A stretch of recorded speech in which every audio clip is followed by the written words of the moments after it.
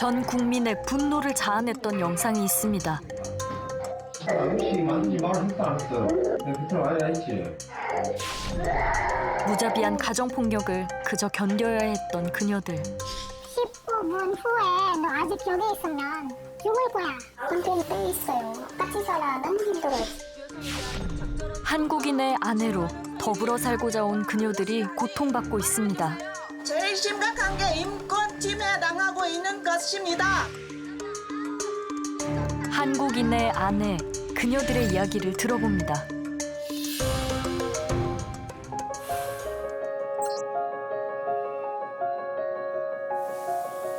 날도 채 밝지 않은 새벽 5시. 현재인 씨의 하루는 건강즙 챙기기로 시작됩니다. 지방 현장 근무가 많아서 새벽에 집을 나서야 하는 남편을 위한 건데요. 원래 일찍 나가요. 노동일이라. 남편이는 뭐 그런 기사에 보니까 아침에 일찍 일어나가지고 밥도 못 먹어요. 그래서 좀 미안하죠. 이런 달달한 작별 인사가 있으니 안 먹어도 배부를 것 같은데요. 두 사람은 결혼 20년 차 국제 결혼 부부입니다. 1999년 필리핀에서 만난 두 사람은 70여 통의 국제 우편을 주고받으며 연애를 했고 아들 둘, 딸 하나를 둔 행복한 가족을 이뤘습니다. 남편이 출근하고 나면 다시 아침이 시작됩니다. 우리 어머니들의 식탁과 똑같은 한국인의 밥상. 아이들도 된장찌개의 맛을 아는 한국인으로 자랐습니다. 어때? 괜찮네. 맛있어? 짜장면 맛나. 어떻게 된장찌개 놀리는 모습도 사랑스러운 게 자식인가 봅니다. 그 사랑하는 아이들을 위해 현재인 씨는 한국인이 됐습니다. 2014년에 개화했어요. 얘들가 자꾸 저한테 엄마 빨리 좀 개화 좀 하면 좋겠어. 그러다가 엄마 이름이 너무 길으니까 엄마 이름까지 좀 바꿔주면 좋겠다. 라고 얘기한 거예요. 그래서 저희 이름도 아이들가 지운 거예요. 한국인의 아내, 한국인의 어머니, 그리고 한국인이 된 현재인 씨는 꿈이 있습니다.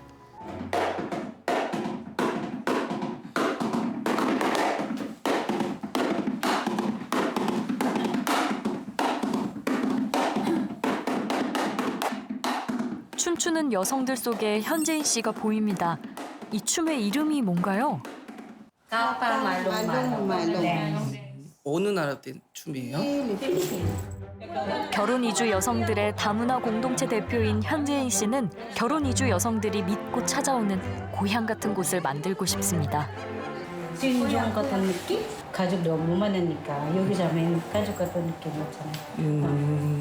그래서 오는 거지. 한국인의 아내로 입국한 이들을 우리는 결혼 이주 여성이라 부릅니다. 2016년 현재 결혼 이주민은 28만여 명, 그중 83%가 결혼 이주 여성입니다. 국제 결혼은 꾸준히 증가 추세에 있어 2019년 현재 결혼 이주 여성은 30만 명을 넘을 것으로 추정됩니다. 문제는 늘어나는 숫자만큼 결혼 이주 여성의 고민과 상담도 늘어난다는 겁니다. 애기는 양육권은 너한테 준다고 하고 그렇지만 양육비 안 주겠다. 아무것도 안 줘. 그러면 어떻게 하라고? 필리핀 가는 거야? 엄마니 집에서 살아라. 그렇게 말이 안 돼. 이혼해서 어떻게 어머니니 집에 계속 있을 거야 너? 전화를 끊고도 한참 어이없어하는 현재인 씨.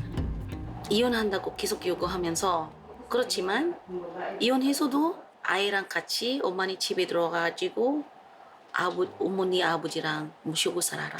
그 여성가 무슨 물건이에요? 빌려할 때는 같이 살고 빌려 없을 때는 버리고. 결혼 이주 여성 30만 시대. 하지만 결혼 이주 여성을 바라보는 시각의 변화에는 아직 한계가 있다고 현재인 씨는 말합니다. 제일 안타깝지만 지금까지는 이주 여성들이 사는 게 아직도 어려워요. 서류라든가 뭘 신청이라든가 무조건 남편의 동의서를 해야 하는 일들 많아요. 우리 인종 아직도 받지 못하는 구들이 아직도 많아요. 무엇보다 심각한 것은 가정폭력 문제입니다. 국가인권위원회에 따르면 가정폭력을 경험한 결혼 이주 여성은 무려 42%. 폭력 유형으로는 심한 욕설, 한국식 생활방식 강요, 폭언 등이 가장 많았습니다. 바로 그 통계가 이 영상에도 잘 나타나 있습니다. 혹시 맞는지 말을 했다 안 했어? 내가 그때 말이 했지. 하지 말을 했잖아. 시켜놓는다고. 남편의 변명을 한번 들어볼까요? 한국 오자마자 나는 한국말 모른다. 그런 식으로 말하니까 언어 통화가 갑자기 잘 통하던 사람이 안 통하니까 답답해서 그때. 세상에, 한국어를 못하면 때려도 되는 건가요?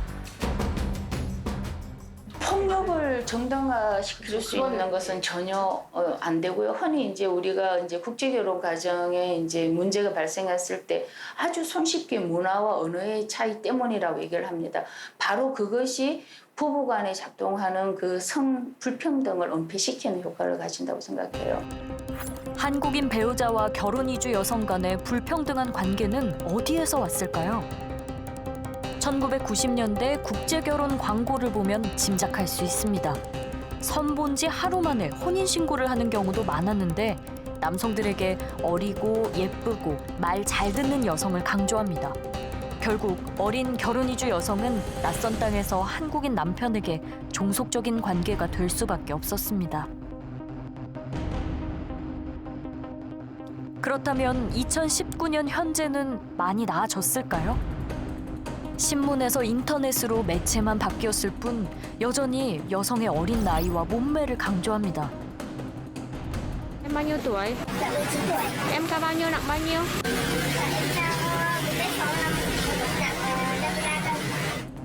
몇몇 업체의 잘못된 행태가 국제결혼이 매매혼이라는 왜곡된 인식과 정상적인 국제결혼 부부들까지 편견에 휘말리게 만들고 있습니다. 그리고 그 편견의 피해자 역시 결혼 이주 여성들입니다. 어린 딸을 홀로 키우며 살고 있는 필리핀 결혼 이주 여성 마리안 씨. 우리 아들 오래오래 살도록 이름 하나 지읍시오. 계속 싸워요.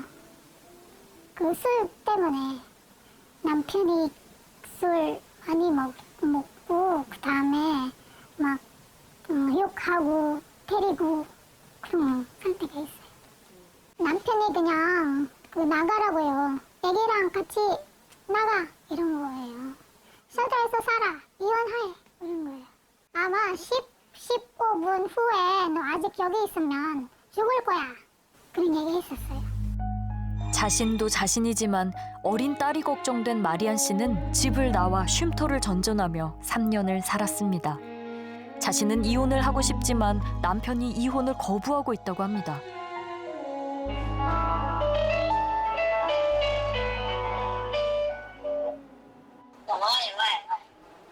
뽀뽀 난데가 너 그것 때문에 했다며? 왜 자꾸 이혼해달라고 거야 도대체? 그래 이사하면 되잖아. 애기 때문에 그래? 애기 때문에 힘들어? 애기 빨리 저기 필리핀에 갖다 주고 너 일해야 되고서 다른 남자 만나서 너 이혼해서 이렇게 국적 따가지고 뭐 이거 어떻게 저쩌고 하려고 그러는 거 아니야? 자신의 아내를 위장 결혼도 마다하는 여자로 보는 남편. 그런데도 이혼은 못 해주겠답니다. 네가 집 나가고 네가 이렇게 사는 거 네 마음이듯이 나도 내 마음이야. 이혼하는 거 내 마음. 나 힘드니까 그런 거 얘기하지 말고 그냥 네 알아서 잘 살아. 그리고 나한테 아무것도 말하지 마. 나는 다른 나라 가서 살 거니까 조만간에 핸드폰 진짜 없어지고 내가 볼 때는 너는 이혼을 안 하는 게 나을 것 같아. 제 생각에 아니요. 부부가 아니에요. 이런 얘기하면 부부가 안 될 것 같아요. 이미 깨진 지 오래인 부부관계. 그런데 왜 아내는 이혼 소송을 하지 않을까요? 아마 지금 그 법원에 가면 아기가 양육권은 아마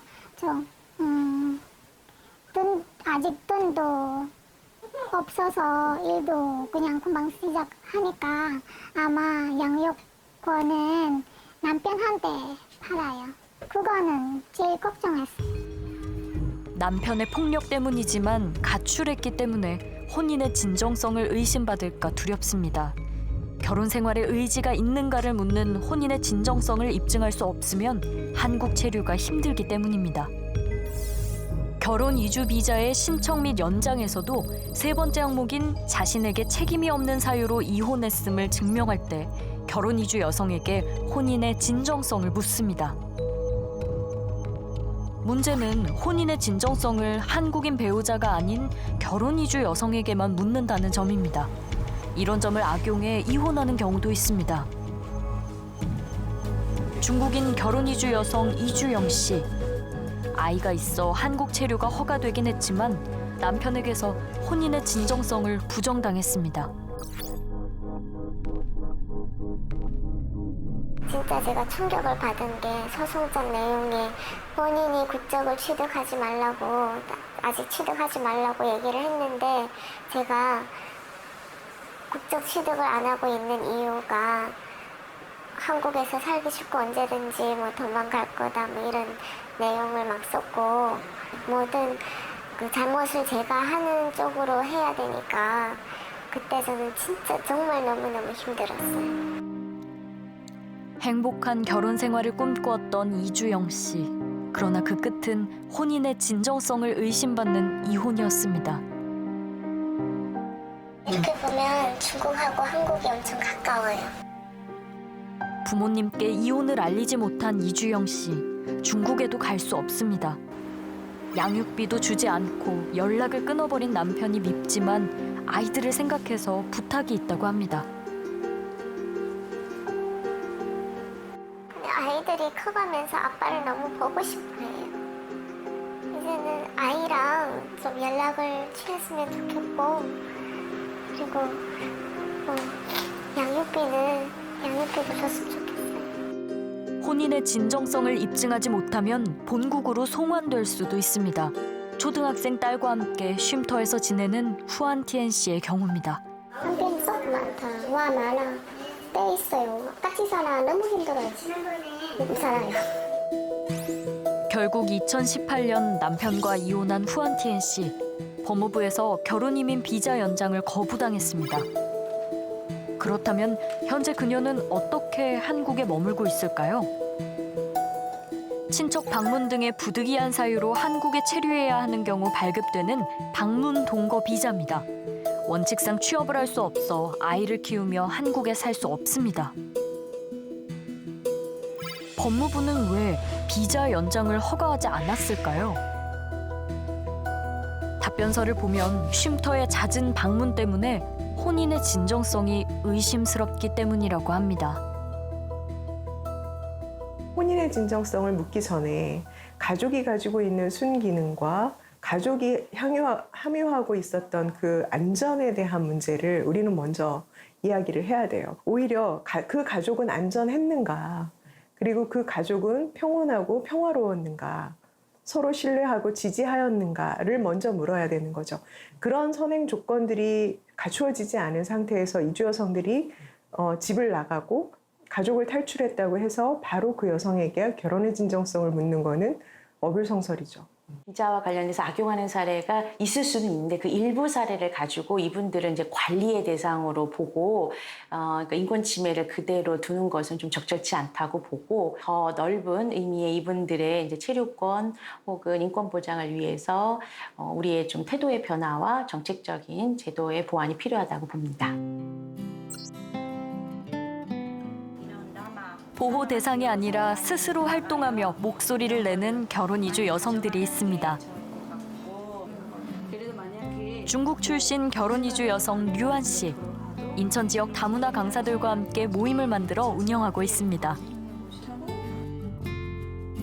10개국 11명의 다문화 강사들이 처음 시작할 때는 서로 강의 자료를 나누고 교구를 모아 활용해보자는 의도였다고 합니다. 지금은 다양한 문화 교류와 강의를 통해 다문화에 대한 인식을 개선하고자 노력하고 있습니다. 문제는 결혼 이주 여성이 아닌 우리의 편견에 있지 않을까요? 우리 다 여자로서, 엄마로서, 와이프로서 다 하는 역할이 똑같아요. 그래서 당연히 다 노력하면서 다 그렇게 하는 건 마찬가지예요. 굳이는 나한테 혼인의 진정성 몇 프로로 표현을 하려면 저는 100%라고 답장할 수 있습니다.